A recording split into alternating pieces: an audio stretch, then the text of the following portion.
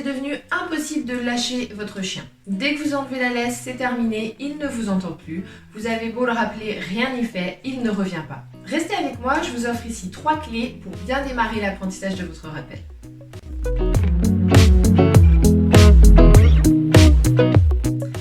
Première clé, faites en sorte que le nom de votre chien soit précieux et percutant.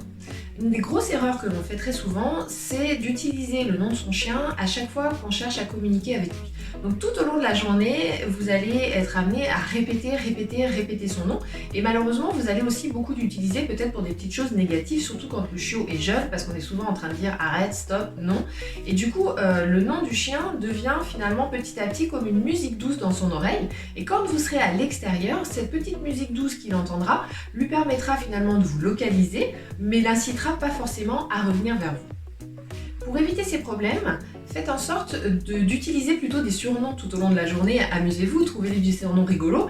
Et puis vous pouvez aussi utiliser des petits bruits de bouche, type des choses comme ça, qui vont faire que en fait, ces petits bruits sortent de l'ordinaire, de l'environnement, et vont faire davantage percuter votre chien, et surtout vous permettront de ne pas user ce nom, comme on l'a dit, qui doit rester quelque chose de très précieux.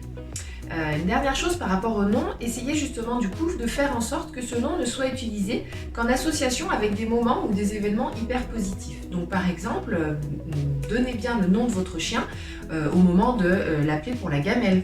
Appelez-le avec son nom quand vous allez partir en promenade, appelez-le par son nom quand vous allez commencer une partie de jeu. Voilà, tous les moments positifs très, très agréables pour votre chien de la journée, n'hésitez pas à les démarrer en faisant un rappel de votre chien vers vous. Enfin, quand vous serez à l'extérieur, lorsque vous rappelez votre chien, si au bout de 2 fois que vous avez prononcé son nom et que votre chien ne revient toujours pas, arrêtez de répéter son nom. De toute façon, si ça n'a pas fonctionné les 2 premières fois, ça ne fonctionnera pas la 5e ou la 10e fois que vous l'ayez répété. Donc, dans ces moments-là, essayez de faire en sorte de devenir intéressant et captivant pour votre chien. Donc, il sera beaucoup plus productif de, par exemple, vous mettre en mouvement, de vous déplacer en vous mettant dans l'angle de vue de votre chien, et puis de partir, par exemple, dans la direction opposée, ou alors de vous accroupir et d'inviter votre chien à revenir vers vous. Vous pouvez aussi faire mine de chercher quelque chose au sol, ce qui va l'inciter aussi et qui va éveiller sa curiosité, et donc l'inciter en fait à revenir vers vous.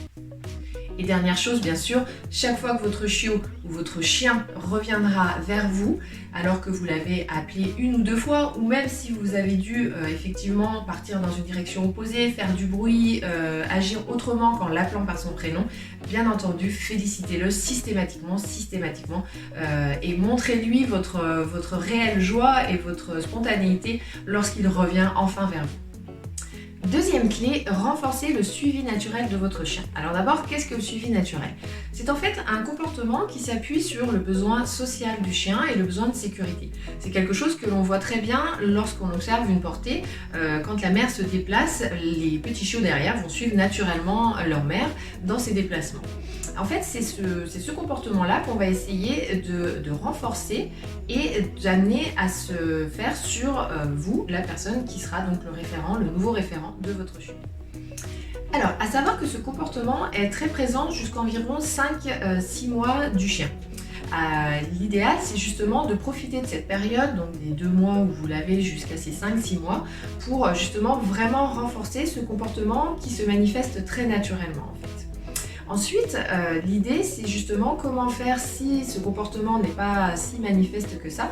Ça va être d'utiliser des changements de direction. Donc l'idéal, allez vous placer dans un champ qui soit très large, où vous avez un grand visuel, de manière à ne pas être surpris par différents stimuli qui pourraient arriver autour de vous. Donc quelque chose qui soit large avec un grand visuel autour de vous. Et amusez-vous en fait à changer de direction sans prévenir votre chien.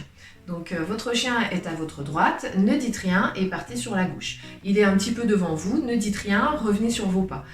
Et en fait, chaque fois que votre chiot ou votre chien se retourne et vous rejoint de manière spontanée sans que vous n'ayez à lui dire quoi que ce soit, félicitez-le énormément et renforcez justement donc ce comportement de bonne prise de décision qu'est le fait de vous suivre et non pas de continuer sur le chemin qu'il avait pris au départ.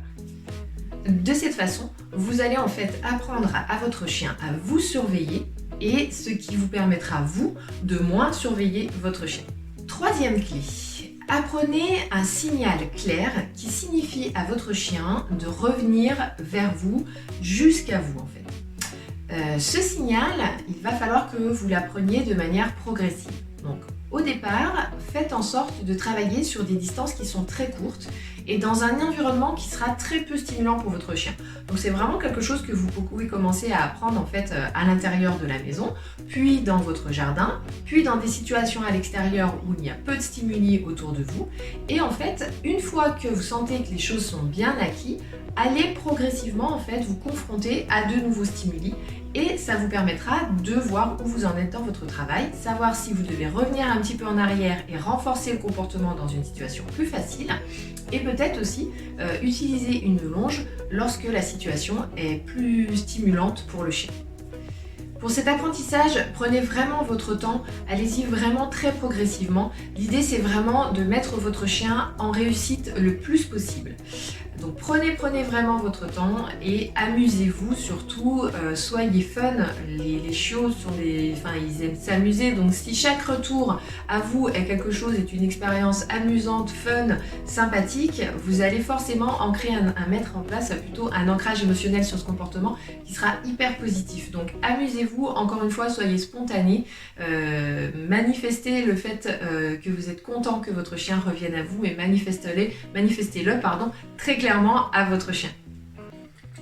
En résumé, clé numéro 1, rendez le nom de votre chien précieux et percutant.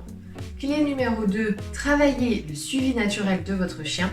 Clé numéro 3, créez un signal clair de retour à vous et travaillez-le progressivement.